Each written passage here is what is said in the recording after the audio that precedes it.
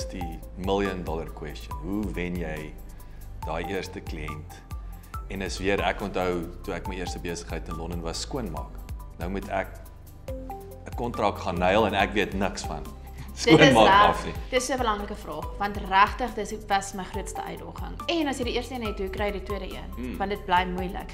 En ek kan vandag met al die kennis en ervaring en al die ek dink vandag is dit makliker met al die ads, Google Ads, social ads, want jy kan lead gen baie push. En ek dink dit is 'n groot antwoord vir vandag se besighede, waar dit nie so sterk was 10 jaar terug nie.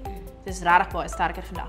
Maar word of mouth, kontakte, daar is nie, dit is, ja, jou goed moet in plek wees, jou basis moet in plek wees, jou beeld en identiteit, hoe jy lyk, hoe jy jouself present moet in plek wees, maar daar is nog steeds vir my geen sterker, vir 'n klein besigheid om kliënte te bou as word of mouth nie.